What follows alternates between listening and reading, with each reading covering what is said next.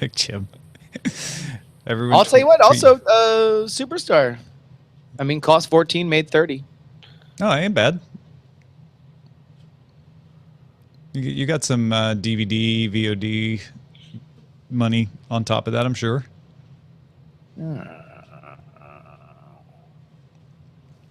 Alrighty. We're about ready to... Man, not so much. That had a $24 million budget and made 13. Wait, which one? Ladies Man. Ooh, seasonal savings is ready. That's my thermostat, by the way, not a shopping thing. Okay. I think we're going to do this show. Are you ready? Yep, there we go. Also, one final note on this. Superstar made more money than Night at the Roxbury, which cost 17, made 30. Yeah. Do you mind if I re-log in? Chrome is acting weird on me, so I'm just going to... Sure, yeah, go ahead. We'll give you 60. Maybe there's more gross receipts from Molly Shannon movies we need to mention before.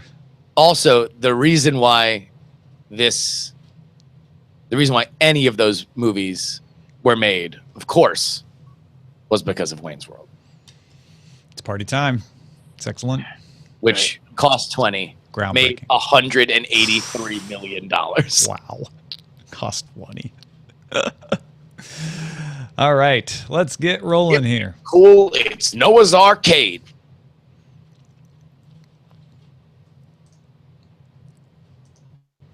Daily Tech News Show is powered by you, the audience. To find out more, head to dailytechnewsshow.com/support.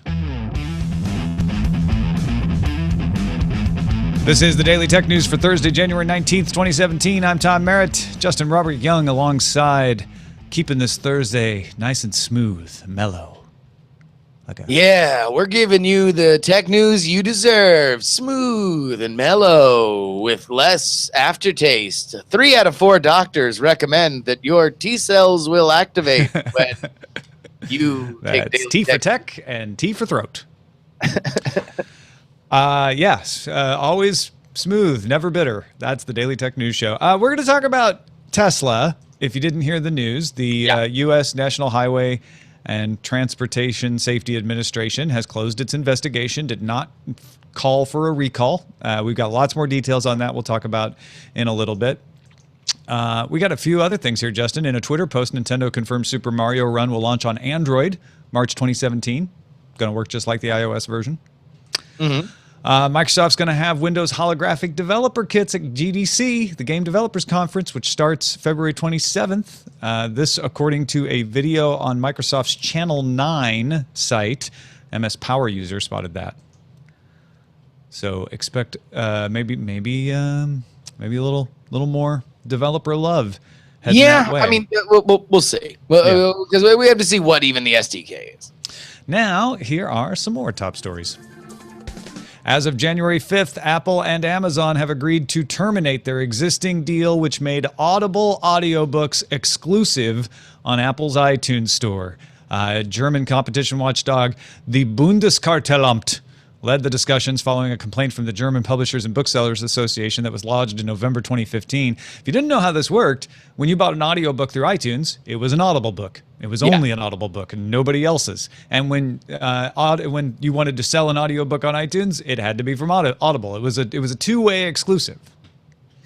Yeah, and it is only one of the many interesting facets to the negotiation between Apple and Amazon, which are, two of the biggest retail kind of kingpins, as big as they come, especially from the tech side of the argument.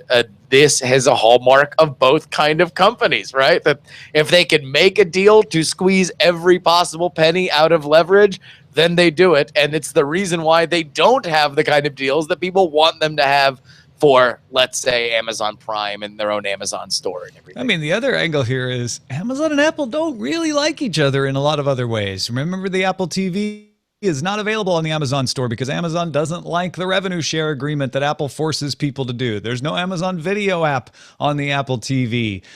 So it's interesting that this was in existence. It was in existence largely because Audible and Apple signed this agreement before Amazon acquired Audible.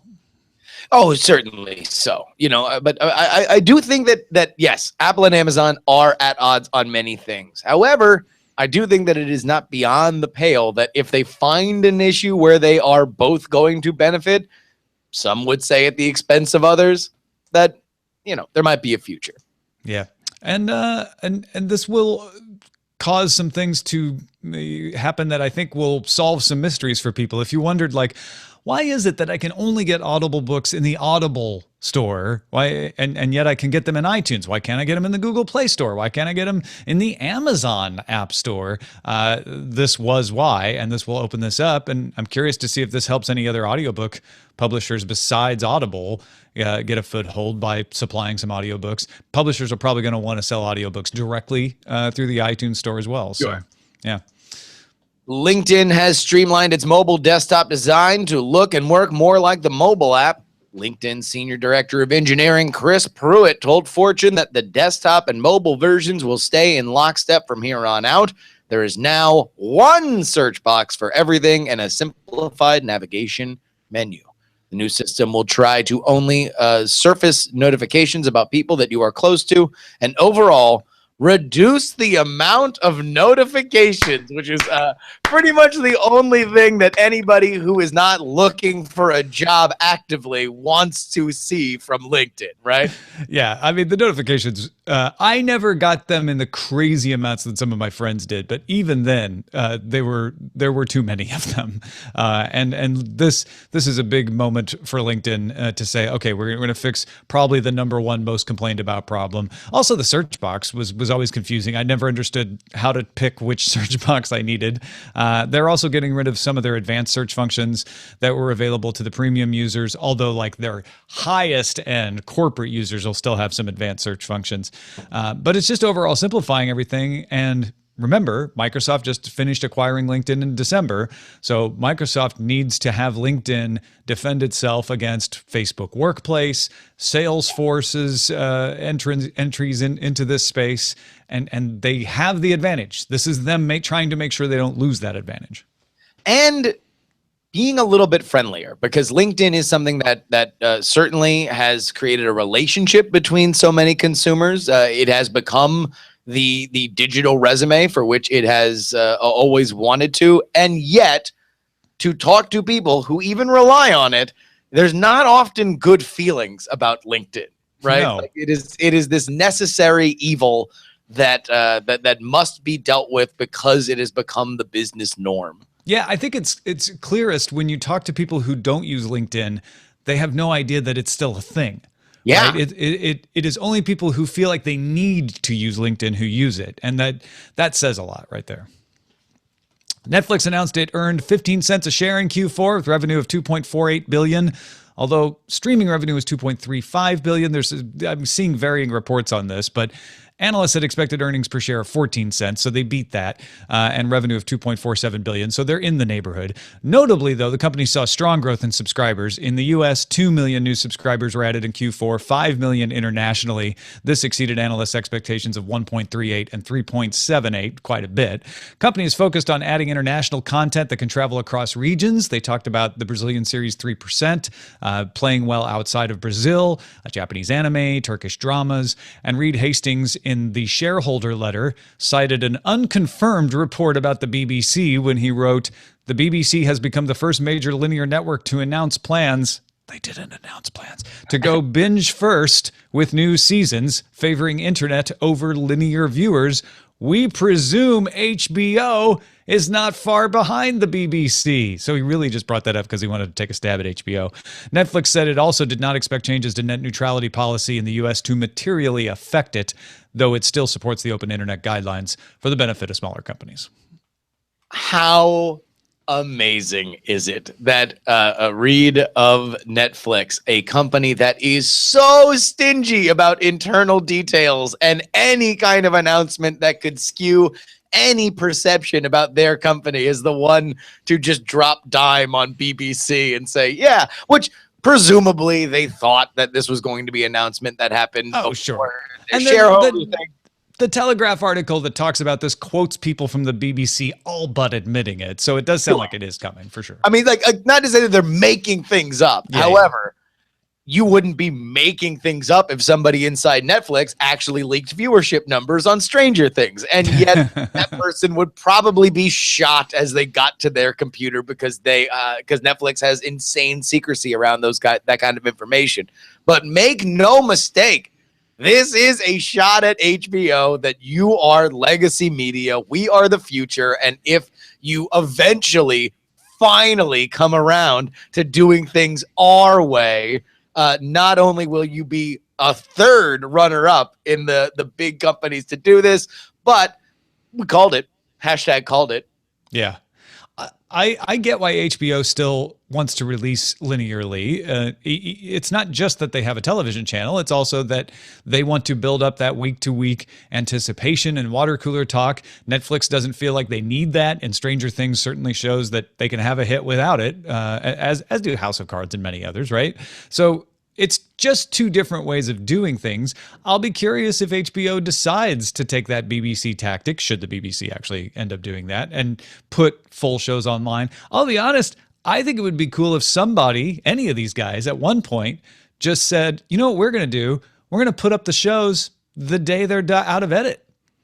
Like, there won't be a regular schedule. Maybe you'll get 2 1 week because we got ahead, and maybe there'll be a 3-week break. But as soon as we're done with an episode, you get it. I do not think, and this will be something that Netflix will twist HBO on for as long as they don't. But I don't think that we are going to be in a world within the next 3 years where HBO releases Westworld or Game of Thrones as a big binge thing. However, there's a lot of second-tier programming, original programming that HBO does that I think would make a little bit more sense. There's animated stuff, like adult-oriented animated stuff that I think would make a lot of sense for them to release as a binge thing, just so if somebody is interested in writing about it, they have more to write about and people have the ability to watch through it. And that way you can announce like the shows that need a little more discovery. Maybe Issa Rae's show, for instance. You just put it all out there to get people talking about it more because it's a great show. Robotic startup Starship Technologies announced partnerships with food delivery services DoorDash and Postmates to begin trials of a semi-autonomous robot delivery service.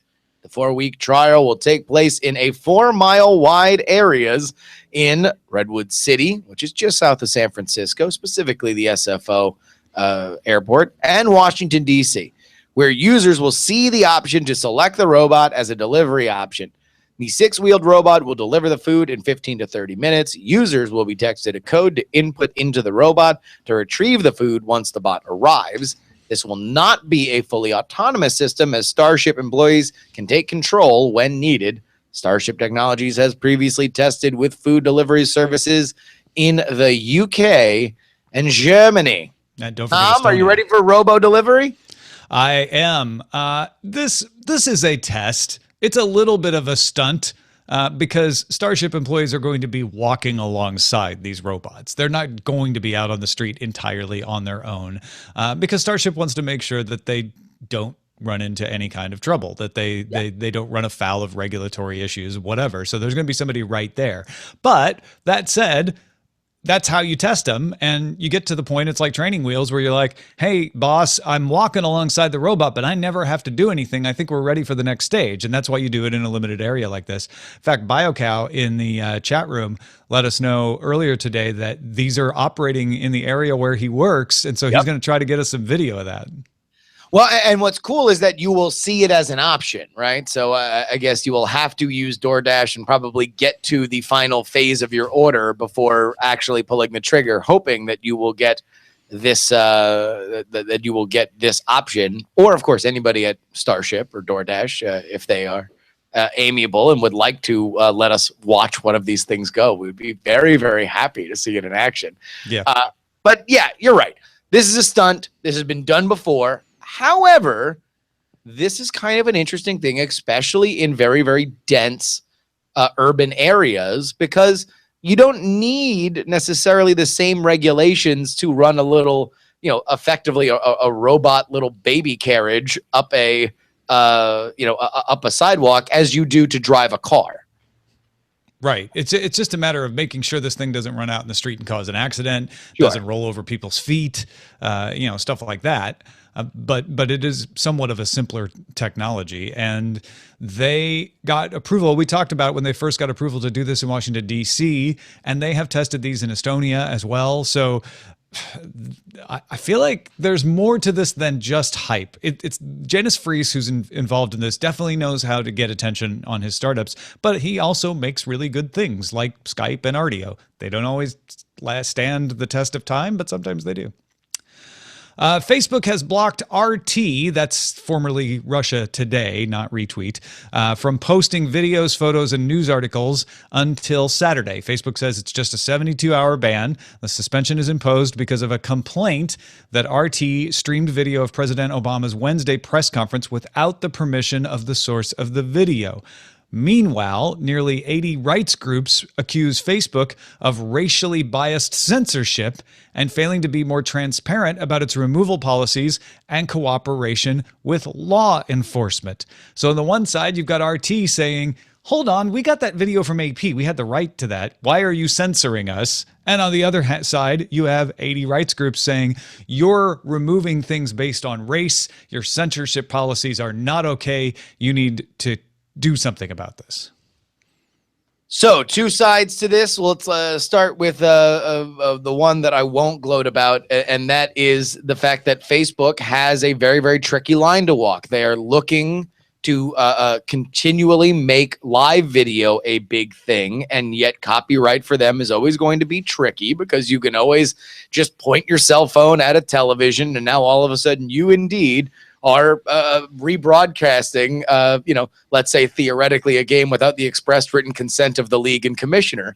However, you also have a lot of people that are also, Facebook or YouTube celebrities that are like, hey, look, your autoplay video has exploded in usage largely on our back, where people are freebooting these videos, throwing too little things on top of it, like wait till the end. And now all of a sudden a viral video that I could have done more about now has exploded on your platform. But let's put all that aside for now, because this is an example of what I warned when we first started talking about this fake news thing.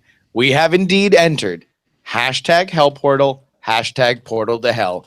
These are especially when you start dealing with news organizations, dubious though they might be, now we are going to build the resume for Facebook of what they take down and when. And this is only going to get worse as rumors that, that the head of Facebook, Mark Zuckerberg, is contemplating an entry into politics himself. Yeah, I mean, we don't even have to bring in the whole is he or isn't he on the campaign. Doesn't matter. The fact that people are talking about it. Yeah. Well, that you don't even need that much firepower to bring this up to your Hellmouth Portal level. When I look at this, I see RT saying, hey, we just took the AP video, we had the rights to it, and we put it up there. This is one of those accidental bot things. They claim, RT claims that Current Time TV, which by the way is operated in part by Radio Free Europe, which is operated by the US government, is the one who filed the complaint. And they say it's one of those accidental things where their automatic takedown saw that we were hosting the same video as they were, but that we were both getting it from the AP, and that it's a mistake. Current Time TV says we didn't file the complaint, so maybe they're not the source of it. But RT's trying to say this is just an accident of your bot, like, what happens on YouTube. I don't know that the Facebook system works that way. I also don't know what the Facebook system is, so there needs to be some transparency around that. But where I get to, which sets all of that aside, is you're right, Justin. When you're a platform that has attempted to say, hey, we're just here for people to talk to each other, we don't get involved in the conversation, and you start getting involved in the conversation, you're going to have 80 rights groups coming at you saying, hey, you're deciding what should be said, and we think there's a bias in there. Maybe it's unintentional, maybe it's not, but you seem to be taking down you seem to be taking down posts based on the race of people, not applying the rules evenly. And then you have a news organization saying, well, a lot of people think that we're a controversial news organization, but we are a legitimate news organization and we were doing something legitimate, and you're just taking it out on us because you don't like us. And whether or not that is true or not, and I'm sure that there are people, if they are listening at Facebook, that are very aware on the internal details of this, that would love to scream and yell at us and say, no, there's a very, very clear explanation for this. We are very clearly playing within the rules that we have set forward, and here are all the explanations. It doesn't matter because they have stepped into the fray. They decided to embrace this fake news thing. And now, regardless of political partisanship, because let's look at RT, which is indeed funded by foreign interest and yet presents itself as a non-corporate owned, usually fairly left-leaning news organization that is saying, wait a minute, you're silencing our voice as somebody is walking into the White House that we might have some very interesting things to say about, either positively or negatively. You are affecting free speech. And now we get into the big C word, censorship. And that's the big issue here. Don't forget, this is not a First Amendment issue in the United States. Facebook can decide what they want to post and what they don't. It's not the law that Facebook has to allow free speech, but it is a free speech issue in the sense of Facebook is saying we want everyone to be free to speak on our platform, and they are now starting to crack down on people. I think it's very confusing to me how this is not a fair use of the feed anyway, since this is a news event. The President of the United States, a public figure, I'm not sure how you assert copyright over this video. So this is kind of a tenuous claim by whoever the complainant is in the first place. Yeah. And again, just getting down to it. If you want free speech, you need to respect the speech of people you don't agree with. That's what makes free speech free.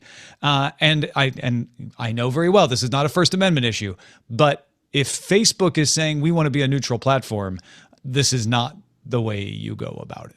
And here, one more thing. The reason why this is a hashtag portal to hell, hashtag hell portal, is that this might be a very simple thing. It might have just been the AP, not, that the Russian, RT didn't pay, the rights thing on time. They thought they paid. The AP is like, you want to know what? We made a deal. You didn't follow through. We're going to file a thing on this. They get pulled for 72 hours.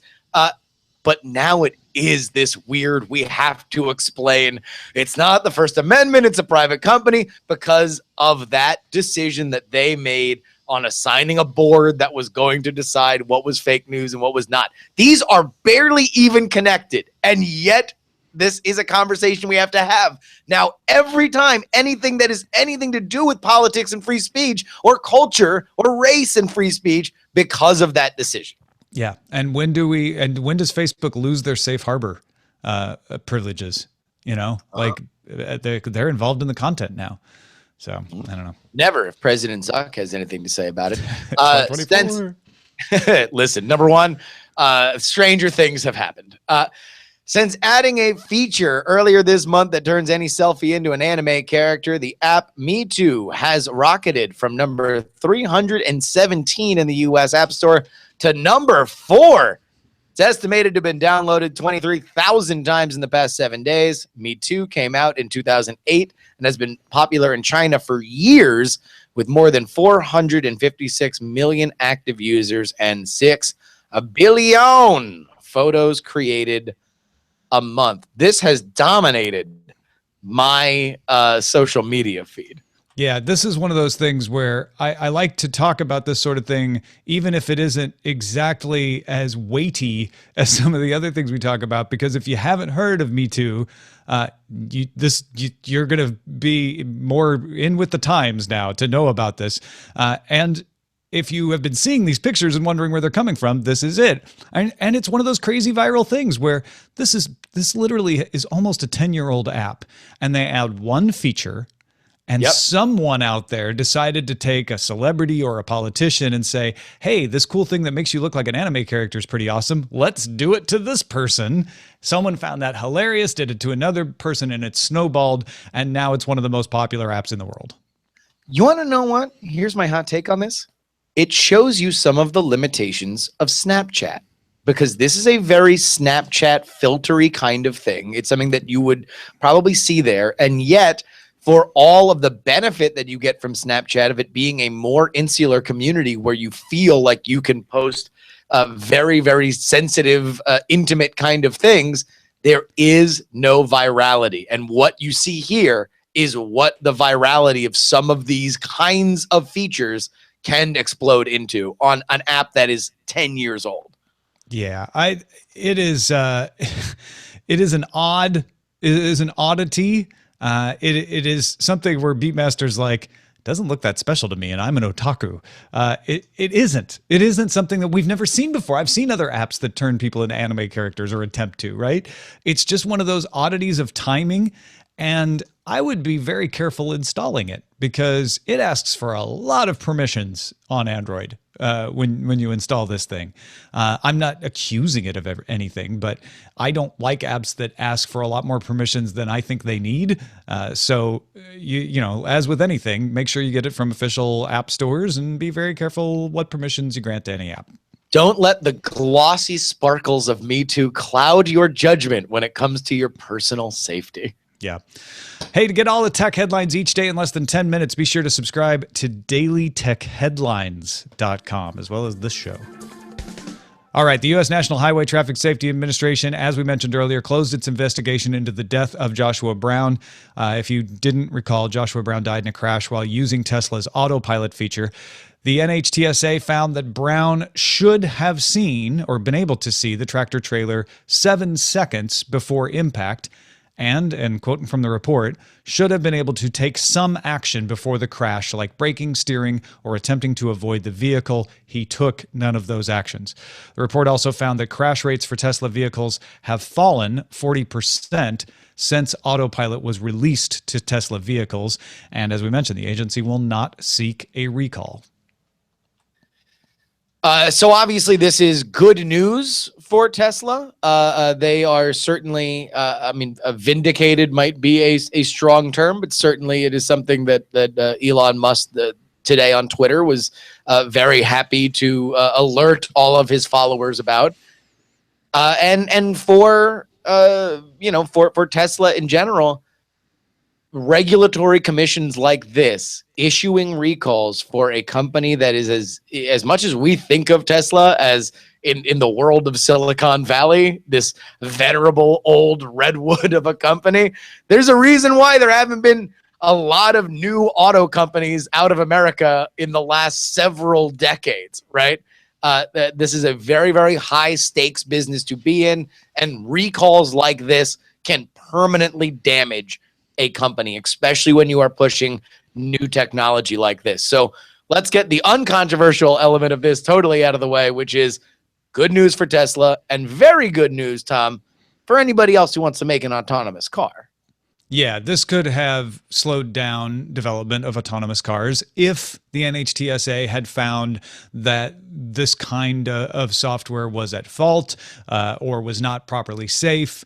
And I don't think that they're steering this decision one way or another. And I just realized that was a horrible traffic pun, but I don't think they're trying to pick it because they want to go easy on anybody. I think if you read the report, what they're saying is, this was really meant to just be a driver assist system.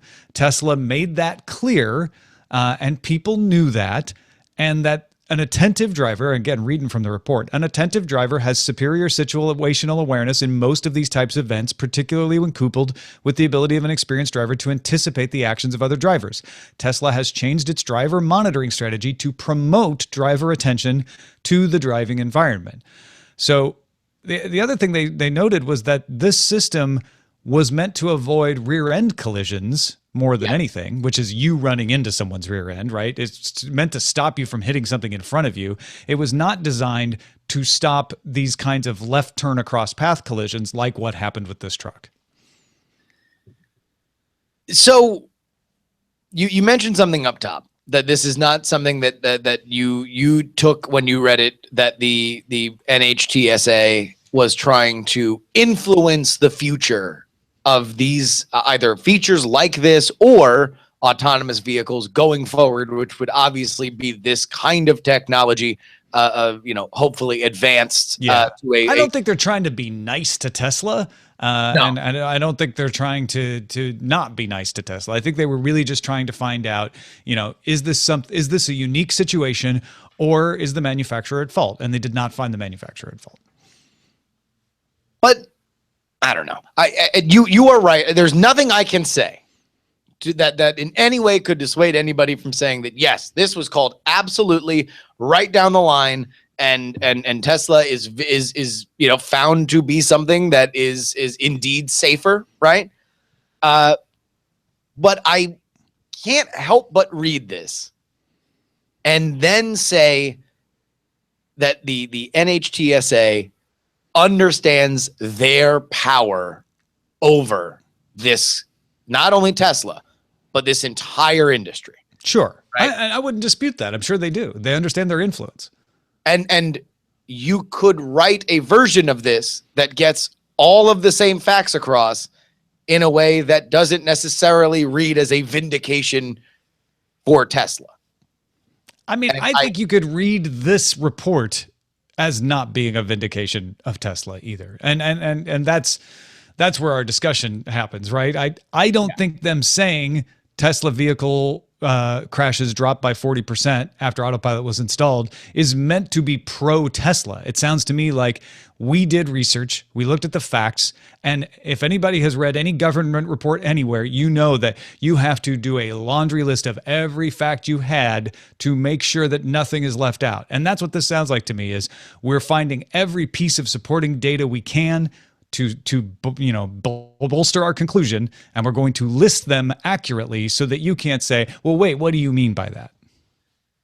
This also makes the case, without making the case, that this was driver error, right? And they don't do a lot to impugn the character of the dead, right? Just as Tesla, in their corporate statements about this, did not try to go out of their way, as they have with other people who have had accidents in Teslas that have been far more mean about it or accusatory toward Tesla. Tesla in general usually has no problem, absolutely pointing out all the data that would seem to bolster their side. However, that seems to be the takeaway here, that the delicate dance is autopilot isn't a self-driving thing. It's not sold as a self-driving thing. It does make driving safer, which is a huge takeaway.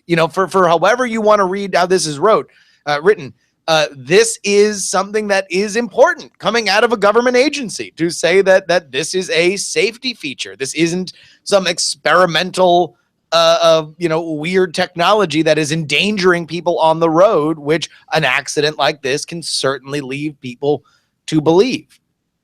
Yeah, I think it's easy when you see a story like this, as we saw when the story first broke. It's easy to say, someone died and they shouldn't have, and therefore it's the car maker's fault. It's the thing's fault. And I absolutely sympathize with family and friends who feel that way, because no one who's ever had a friend or family member die ever feels like it should have happened. And you want to figure out how it could not have happened, right? Whether it's, I wish cancer didn't exist, or which is, something we all just have to live with the fact that there is no cure for that at this point, right? Versus something like this, where you're like, well, wait a minute, maybe this shouldn't have happened because maybe this system was malfunctioning. Maybe it was doing something that it shouldn't have done. Well, it turns out that is not the case. The system did not malfunction at all. So then your next step is to say, well, maybe it was promising it could do things that it couldn't, and the driver should have been made more aware of that. And that's where it gets more controversial. And the NHTSA is citing these statistics to say, look, it really wasn't. It's a safety feature, and Tesla does say that you shouldn't rely on it for more than it can do. And Tesla can say this is a safety feature. There's 40%, a greater likelihood that you won't get into an accident if you are employing the autopilot, and it's salesmanship. If in this moment where the chips are really down, the governmental organization that is overseeing Tesla and could issue a recall or discontinue or make illegal this particular selling point of the car says that no, it is indeed a safety feature, it means more. It means leagues more. And I still think they should change the name from Autopilot.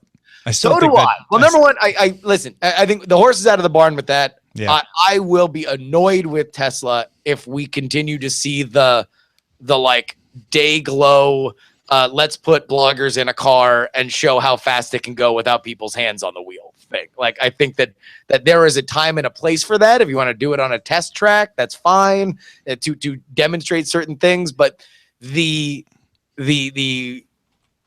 element of this that seems reckless is more in messaging than the tech. And I think the tech absolutely is vindicated. I very much hope that, for the sake of Tesla, a company that I personally root for, continues to evolve, and we continue to evolve as a marketplace to make it a little bit more understandable. Hey, thanks to everybody who participates in our subreddit. Submit those stories. Keep voting on them at dailytechnewsshow.reddit.com.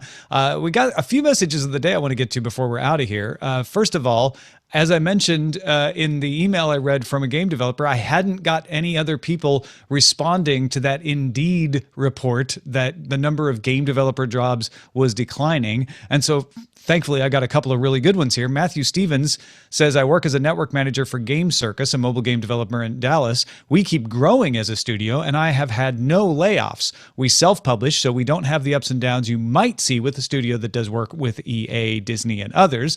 That said, we have a terrible time finding qualified candidates. We get a lot of applications, but very few have the basic programming skills we need. We end up hiring people that aren't in the gaming industry and have to train them, which takes a lot of time. Studios like EA will ramp up and down for projects they have going, and a lot of the big companies hire smaller game studios to make the game with their name on it. This is where you can see a lot of instability in jobs. These studios will go on a hiring spree to get as many warm bodies as they can to program even a little, and then scale way back when the project is over. It takes a lot longer to make a good game than many people think. Even a good mobile game can take 6 months to a year to make with a team of programmers and artists. The big titles for PC, Xbox, or PlayStation can take years. And that's sort of bolstered by Paul, who wrote in, and he suspects a drop in developer jobs is related to 4 things. 1, companies stopping their overly optimistic revenue projections for games and therefore reducing the budgets and doing this contracting out, like Matthew was describing. 2, a more Hollywood model where small studios are hired per game rather than keeping on permanent staff, so the numbers fluctuate. Endless supply of new developers aching to work in games and willing to do that for cheap, combined with developers realizing that if they have a well-paid vet, that might be worth 2 or 3 new hires. So they keep fewer, more experienced people, and when they do hire, they hire the cheapest, youngest people they can get, is what he's saying. And then number 4, the end of the hiring boom for mobile games. There was a huge hiring boom as everybody thought, we're going to make our millions on mobile, and then that industry finally stabilized. Paul has way more thoughts than I'm giving him credit for in this little summary here, though. In fact, I turned his email into a guest post, if you want to read it in full, at dailytechnewsshow.com. That's great. All right. And then finally, in regards to the CIA putting their declassified documents online, Mark wrote about how he got to chat with one of the creators of the audio production software Ableton one time about whether they would ever open up their API for general consumption. Mark writes that the answer he got was analogous to the CIA release. He said, if we open up the API to the public, then we would have to support it. And Mark says, I feel that the CIA and many entities are confronted with the same hurdle for release. Yes, it is hard. You will also need to support it and pay for the underlying infrastructure, such as servers, people, and updates. It doesn't cost much to run 4 old computers tied to an isolated source. Putting it on the internet is a totally different and sometimes expensive issue. Not to mention, again, if we're talking about the transportation, the Highway Traffic Safety Administration having their word mean more than a private citizen's, CIA documents, declassified or otherwise, oftentimes can unstick themselves from the moment that they were written and mean something different as time continues to move. And no, that's a really good point. Like, the person who will take the time and energy to go into the National Archives and look at a freely available document is a much different person than the person who will go to a website and put in a search term. Yes, absolutely. Well, thank you, Justin Robert Young, as always. What do you have going on to tell folks about today? Oh man, well everybody can go ahead and just follow me on social media. Justin R. Young on Twitter, Snapchat, Instagram, all of it. Head on over there and you can find out what we're doing. Also, if you're going to be at PAX South in San Antonio, Texas, I believe a week from today, Brian Brushwood and myself will be doing a live episode of Night Attack from San Antonio. So go ahead and follow me on social media for more of those details. Folks, thank you for supporting us at dailytechnewsshow.com/support. Big thanks to everybody who supports the show, including Philip Griffiths, Peter, Kwame Ameoko Puku at patreon.com/DTNS, and every single person. Our email address is feedback@dailytechnewsshow.com. We're live Monday through Friday, 4:30 p.m. Eastern at alphageekradio.com and diamondclub.tv, and our website is dailytechnewsshow.com. Back tomorrow with Darren Kitchen and Len Peralta illustrating the show. Talk to you then.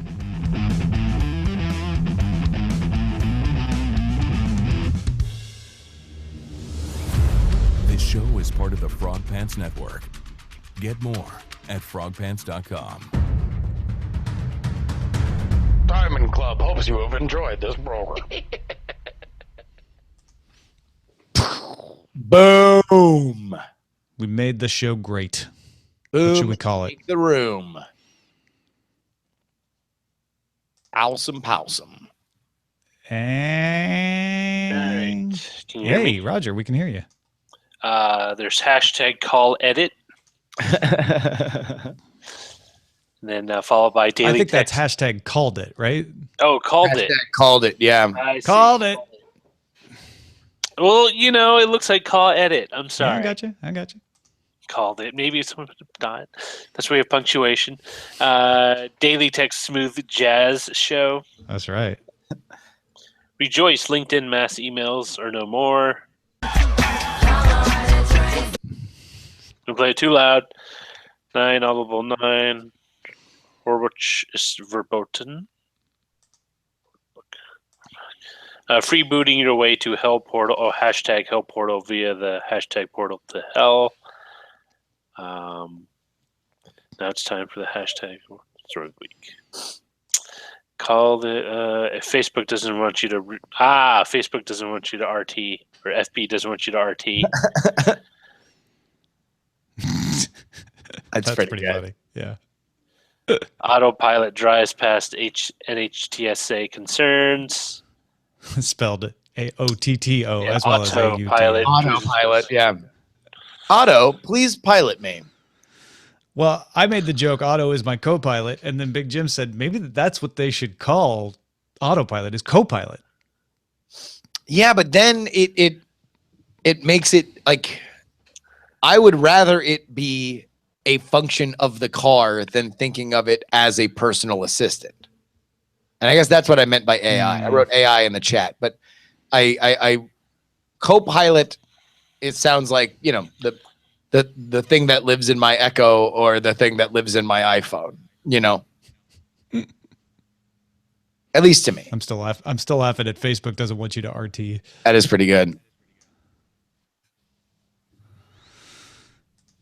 Yeah, I get what you're saying. It's not Cortana. Yeah. Although That's the after one I Halo can safely 5, say. it might be a positive. Called It is still at the top with 10. I have a little bit of a problem with that because, Too vague. well, we're talking about a person who died. Yeah. All right. I think that should remain respectful. Yeah. Okay. I kind of really like FB doesn't want you to RT. Yeah, we could do that. And listen, I'm trying to get this hashtag Hell Portal, hashtag Portal to Hell thing over. I want to get to the point where we're doing T-shirts. We can do that. We can make that happen. FB doesn't want you to RT. I like that. All right, boys. I'm going to wrap this thing up. But all right, good Jen. time as always. Absolutely. Have a good rest See of you your next week. Thursday. Adios. Bye.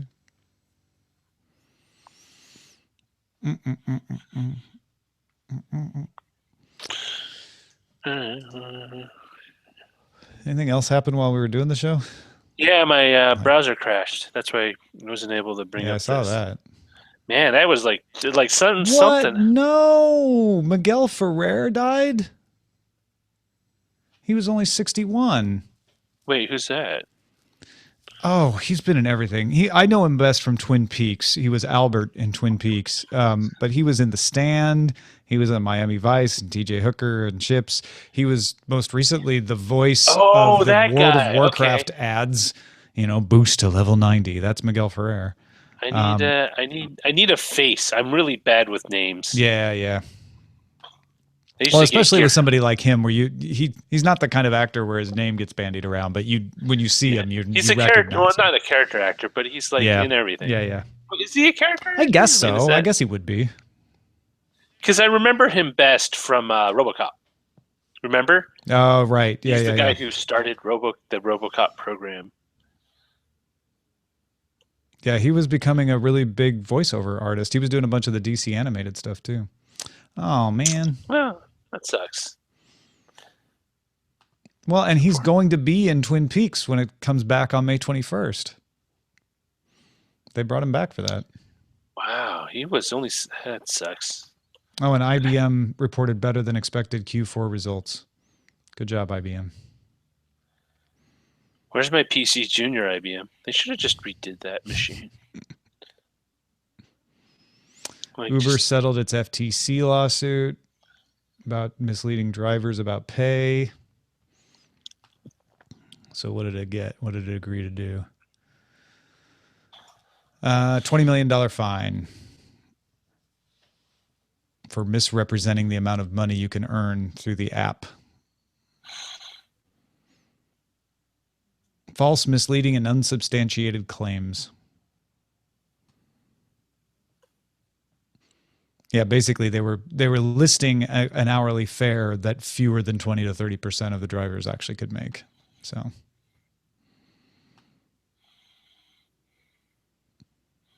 I love it when this happens. IBM shares rise on optimistic forecast. IBM reports better than expected fourth quarter results. IBM revenue declines again. All of these statements are true.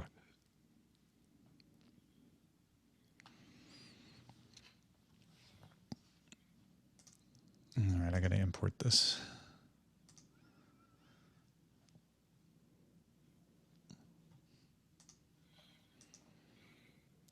I'm so tempted to play more of the...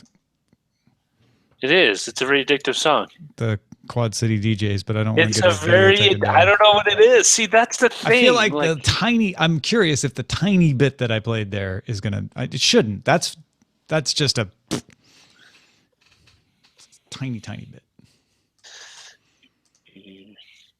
No, it's not as egregious as playing a trailer for a video game. Yeah, apparently. When you're commenting directly on it.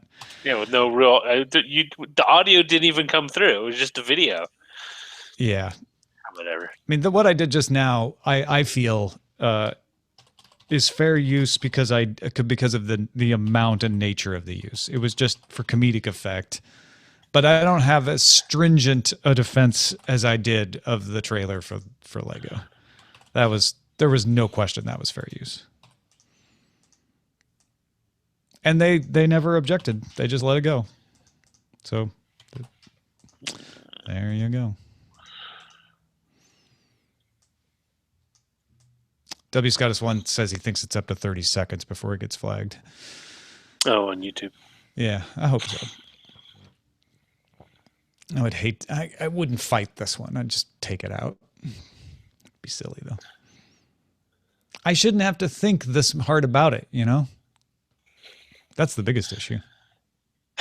You know, I don't know what to think anymore, honestly. You're just over. You're over it. You know what it is? I'm fatigued with just being disappointed. I'm just there's you know, I can see why parents sometimes just bury their face in their hands for like an entire evening. You see, it just gets to the level.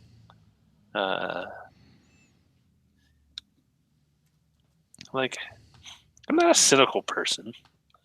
Curmudgeon-y, but not cynical. I think you can be cynical sometimes if you want to. Don't sell yourself short. No, I mean I can be, but I'm actually not cynical. I just get like I know people do. I know why people do things for the reasons they do, but generally I'm disappointed when they make those choices. All right, so Coker in the DTNS bosses Slack has been working on a website to compile like show notes based on topics and things.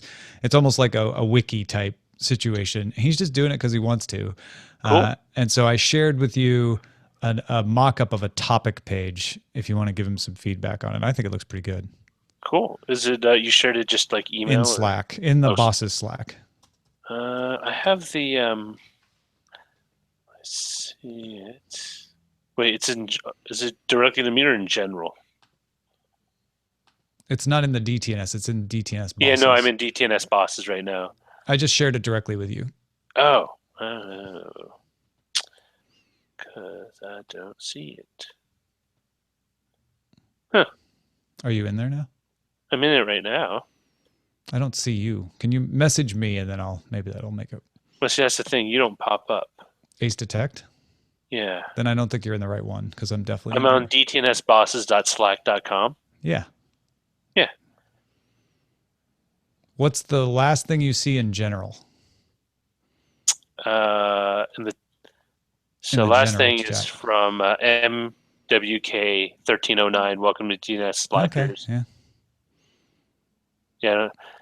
Yeah. Is it because I'm not elevated or something? Or and you don't see me.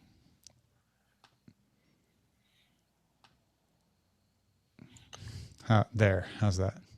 Ah, there, I see it now. Okay. Were you hidden from me?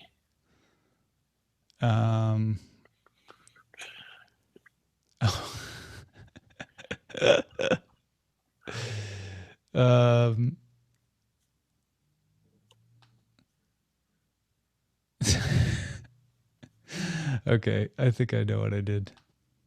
I'm doing it wrong. In the same direction. Oh, okay, I can't. I see. I have to do this. I wasn't actually sharing it. That's why you didn't see it. Oh, okay. There's the link. I was just sharing the guy's message with him. He's going to be really confused. Like, why are you doing that? Yes, I know I wrote that. All right. Slowly. There it goes. So then they'll have the show notes. So wait, where would the show notes go in this?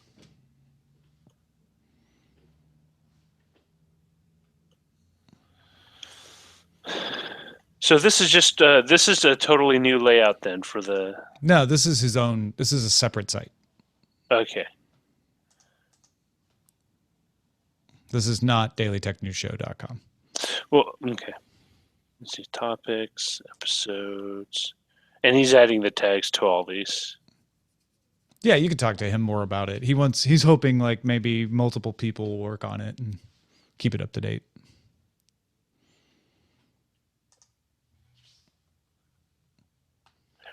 I gave you his name in the boss's Slack if you want to message him directly. Coach. All right, wait a minute. Now I'm.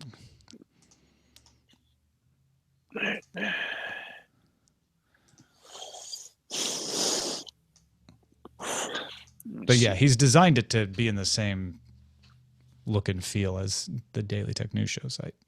But yeah, I guess I have to ask him because my question is supposed to be supplementary? Yes. Okay.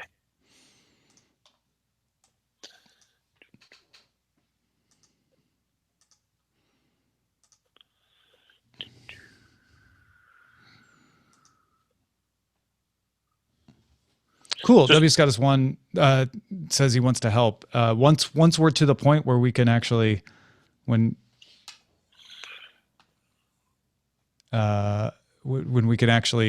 he actually wants people to jump in, I'll let you know for sure. He says within the next week or two, he'll be ready to open up to some broader testing. So there you go. I'll let you know. I don't know if he's watching live, but he's messaging me live.